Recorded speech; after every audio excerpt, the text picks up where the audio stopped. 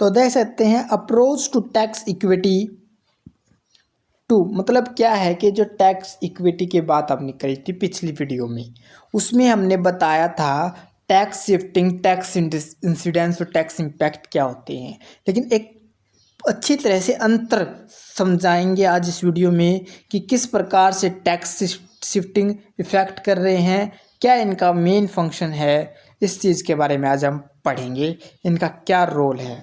ये important person है। चलते हैं। Tax is a legally compulsory payment. मतलब टैक्स क्या, सबसे पहले इस चीज़ को जानते हैं। Tax is legally compulsory payment मतलब क्या है कि टैक्स कानूनी रूप से पेमेंट जो जिसके ऊपर लगाया गया है उसको देना ही पड़ता है इंडिविजुअल या फर्म को। Government without accepting any benefit in return. Government से इसका हम कोई भी बेनिफिट नहीं चाहते कि हमें गवर्नमेंट से इसका कुछ ना कुछ फ़ायदा होगा, ऐसा ज़रूरी नहीं है। टैक्स मेनली टू टाइप्स के होते हैं। एक तो होता है हमारे पास डायरेक्ट टैक्स, एक होता है इनडायरेक्ट टैक्स। तो tax burden is the amount of tax. मतलब टैक्स बर्डन क्या है, एक अमाउंट है टैक्स का जो एक व्यक्ति के द्वारा, एक कंपनी के द्वारा या कोई भी एंटिटी स्पेसिफिक पीरियड में जो कंसिडर की जाती है, उसकी जो टोटल इनकम है पीरियड में वो टैक्स देने लायक है, तो उसके ऊपर ये लगाया जाता है। Tax impact, tax shifting, tax incidence, ये की कंसेप्ट हैं पब्लिक फाइनेंस के अंदर। स्पेशली हम जब टैक्स सेशन की स्टडी करते हैं तो आज हम जानते हैं इनके बीच क्या डिफरेंस है। देखो क्या है इंसिडेंस ऑफ टैक्स। तो इंसिडेंस ऑफ टैक्स क्या है, point from where government collect the tax. वो पॉइंट जहाँ से गवर्नमेंट टैक्स इकट्ठा करेगी। इम्पैक्ट ऑफ टैक्स वो पॉइंट जहाँ टैक्स का बर्डन अल्टीमेटली फील होगा। Can not be transport elsewhere, इसे दोबारा ट्रांसफर नहीं किया जा सकता। इंसिडेंस ऑफ टैक्स जैसे गवर्नमेंट टैक्स इकट्ठा कर रही है और इसका इम्पैक्ट किसके ऊपर पड़ रहा है, जहाँ जैसे कि मैन्युफैक्चर है उससे टैक्स इकट्ठा करेगी लेकिन उसका इम्पैक्ट किस पे पड़ेगा, वो कंज्यूमर पर पड़ रहा है। तो इस तरीके का जो इंसिडेंस और इम्पैक्ट का में अंतर जाना हमने। अब जानेंगे कि जो एडम स्मिथ ने जो टैक्स के बारे में बात बताई थी कि इसमें क्या मानदंड होने चाहिए उसके बारे में। तो उनकी एक बुक थी the wealth of the nation. उस बुक में उन्होंने चार तरह की एनियन मानदंड प्रिंसिपल दिए हैं टैक्स के लिए, जो गाइड करते हैं कि इफ़िशिएंट और एक फेयर टैक्सेशन सिस्टम। जो दिखाया गया, हम डायग्राम से दिखाएंगे कैसे है। ये जो प्रिंसिपल्स हैं वो आज भी लीड कर रहे हैं मॉडर्न टैक्स सिस्टम को और जो पॉलिसीज़ को इम्प्लाइज कर रहे हैं फेयरनेस, क्लियरिंग और कन्वाइंस इफ़िशिएंसी अच्छी तरीके से। तो देखते हैं क्या है। देख सकते हैं सबसे पहले कि हमें एक इक्वल और प्रोपोर्शनल टैक्स की दर को अपनाना चाहिए, हमें समान दर रखनी चाहिए।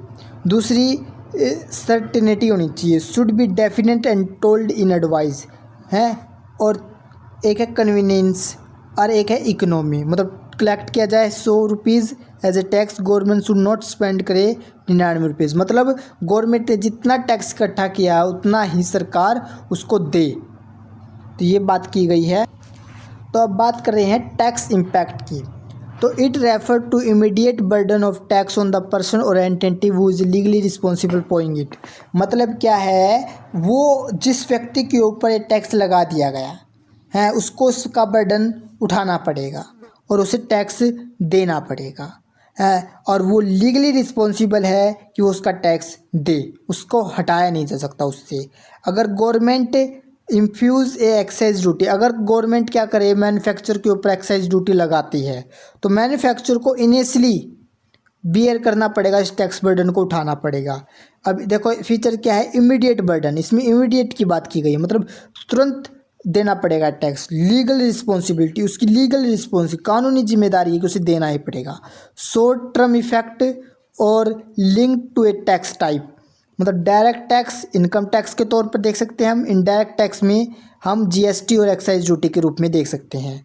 नोट द फाइनल बर्डन, मतलब ये क्या है, ये फाइनल बर्डन नहीं होना चाहिए, फाइनल बर्डन नहीं है, लेकिन क्या है, ये टैक्स तुरंत दिया जाएगा। इकोनॉमिक बिहेवियर इन्फ्लुएंस हमें इसमें देखने को मिलते हैं। तो अब हम देख सकते हैं कि ये टैक्स है, ये हाईलाइट कर रहा है स्टार्टिंग पॉइंट को, परंतु ये फाइनल पॉइंट को हाईलाइट नहीं कर रहा। जैसे कि इसमें पूरी प्रोसेस में भी दिखाया गया है कि टैक्स का इम्पैक्ट तो तुरंत पड़ रहा है, लेकिन टैक्स का फाइनल बर्डन किसी और पर भी पड़ सकता है, ये चीज़ भी दिखाई गई है। अब टैक्स को शिफ्ट करेंगे, कैसे टैक्स को शिफ्ट कर रहे हैं ये, it occur when the person entity legally responsible for tax shift from burden to another party. मतलब क्या है कि जो एंटिटी और किसी पर्सन पे लगा दिया टैक्स, तो लेकिन वो टैक्स को शिफ्ट कर सकता है दूसरी जगह, दूसरी पार्टी पर, कि वो टैक्स उसको दे। एक मैन्युफैक्चर में increase the price of goods pass the excise tax burden to consumer. मतलब क्या कर सकता है कि मैन्युफैक्चरर पास कर सकता है टैक्स को, वो चीज़ों का दाम बढ़ा सकता है, जिससे टैक्स शिफ्ट हो जाएगा। इससे क्या होगा, ये डेस्टिनेशन बेस्ड टैक्स इसमें शामिल है, इनडायरेक्ट टैक्स इसके अंदर शामिल हैं। तो देख सकते हैं कौन से टाइप होते हैं। टाइप ऑफ शिफ्टिंग, तो फॉरवर्ड शिफ्टिंग हो सकती है, मतलब ये टैक्स कंज्यूमर से लिया जाएगा प्राइस को बढ़ाकर। बैकवर्ड शिफ्टिंग होती है, इसमें जो प्रोड्यूसर है क्या करेगा, वो बर्डन किसके ऊपर डाल देगा, जो सप्लाईज हैं या वर्कर्स हैं, उसमें काम लगे हुए काम वर्कर, उनकी सैलरी, उनके दाम को घटाकर क्या करेगा, उनके ऊपर बैकवर्ड शिफ्टिंग भी कर सकता है। अब बात आती है टैक्स इंसिडेंस की। तो टैक्स इंसिडेंस क्या है, इसका अर्थ है final rejecting place of tax burden indicating वो ultimately bear the economic cost of tax. Tax incidence ये फाइनल होता है, इसको देना ही देना पड़ेगा, टैक्स बर्डन इसको उठाना ही उठाना पड़ेगा। ये अंतिम पड़ाव होता है जो शिफ्ट करते करते जिसके पास पहुंचा है।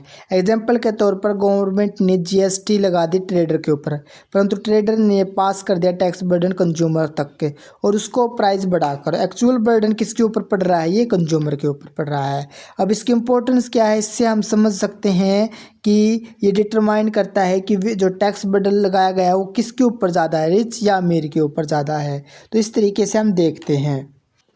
तो टैक्स कैसे इफेक्ट करते हैं टैक्स शिफ्टिंग को, मतलब फैक्टर जो टैक्स शिफ्टिंग को इफेक्ट करते हैं, मतलब किस प्रकार से सर्वल फैक्टर है जो इन्फ्लुएंस करते हैं इसको। सबसे पहले इलास्टिसिटी ऑफ डिमांड, मतलब अगर डिमांड क्या हो, इलास्टिक हो।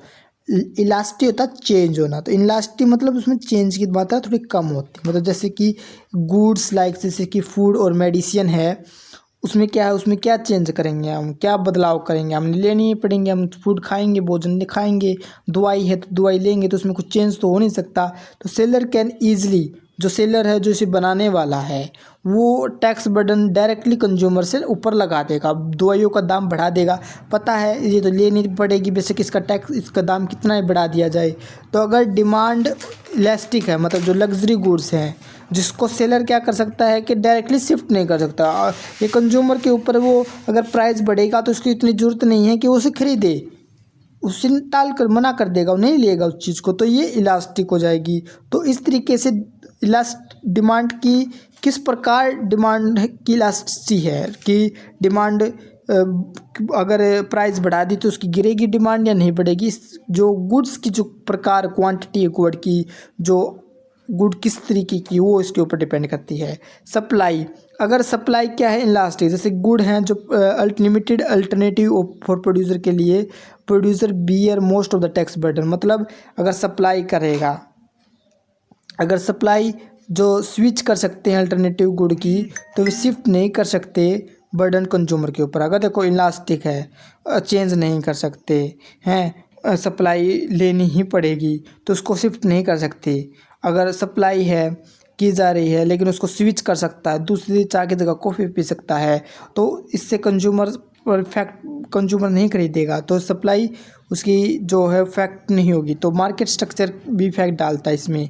मार्केट स्ट्रक्चर कैसे पकड़ रहा है, in a perfect competition. Perfect competition के अंदर देखा जा सकता है कि जो एबिलिटी है, shift tax depend on the demand and supply elasticity. मतलब मार्केट स्ट्रक्चर में देखते हैं हमें टैक्स की शिफ्ट की डिमांड और सप्लाई के ऊपर पड़ता है इम्परफेक्ट कंपटीशन में, क्योंकि वहाँ पर प्राइस के दाम सेम होते हैं, कंपटीशन सेम चलता है। इन मोनोपोलीज में क्या होता है कि tax shift is more flexible होता है as a monopolistic as pricing power से, क्योंकि अब देखो परफेक्ट कंपटीशन है, उस परफेक्ट कंपटीशन में अगर एक ने प्राइस को बढ़ा दिया तो उसका मार्केट जो व्यक्ति है वो अपने कंज्यूमर को खो बैठेगा, कस्टमर को खो बैठेगा।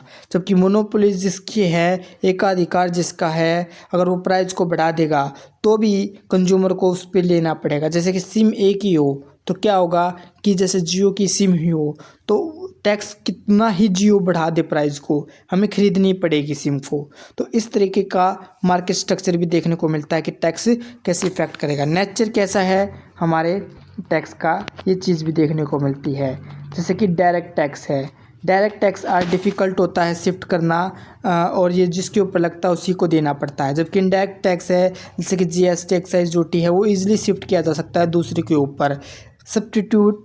सब्स्टिट्यूटेबिलिटी ऑफ गुड्स, मतलब अगर कोई किसी गुड्स की सब्स्टिट्यूट अवेलेबल है, चाय की कॉफ़ी, तो इस प्रकार कुछ की अवेलेबिलिटी है तो प्रोड्यूसर क्या करेगा, जो फेस है डिफ़िकल्ट होगी उसको कि वो शिफ्टिंग टैक्स ही कंज्यूमर बेस स्विच, मतलब कंज्यूमर शिफ्ट स्विच कर जाएगा, दूसरी चीज़ जो अल्टरनेटिव वो उसको खरीद लेगा, तो उसका भी टैक्स शिफ्ट करना मुश्किल हो जाता है। Time period over the short term में tax are less likely to be shifted because of fix contract और इमीडिएट प्रोडक्शन कंस्ट्रेंट, मतलब शॉर्ट टाइम में शिफ्ट करना मुश्किल होता है लेकिन लॉन्ग टर्म में शिफ्ट किया जा सकता है। उसके बिहेवियर और उसकी इसमें शिफ्टिंग की ज़्यादा मात्रा देखी जाती है।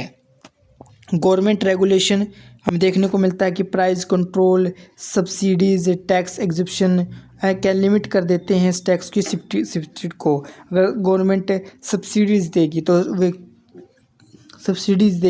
तो टैक्स क्यों शिफ्ट करेंगे, उनको सब्सिडीज़ मिल रही है, गैस एलपीजी उनकी तरफ से मिल रही है तो क्या करेंगे, टैक्स की शिफ्टिंग नहीं होगी। डिग्री ऑफ कंपटीशन, मतलब हाईली कॉम्पिटिटिव मार्केट में जो एबिलिटी है शिफ्ट टैक्स की लिमिटेड है, एज ए कॉम्पिटिटर में not increase price similarly.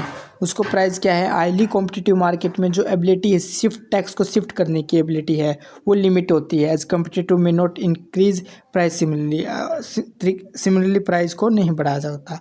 Conclusion, tax impact, tax shifting, tax incidence are interrelated concept, एक दूसरे से जुड़े हुए कंसेप्ट है जो डिस्क्राइब कर रहे हैं टैक्स बर्डन डिस्ट्रीब्यूशन को, और जो extent of tax shifting demand है इकोनॉमिक फैक्टर के ऊपर, जैसे कि elasticity, market structure and government intervention, ये सभी फैक्टर हमें समझाते हैं कि पॉलिसी मेकर और डिज़ाइन को कितना इक्विटेबल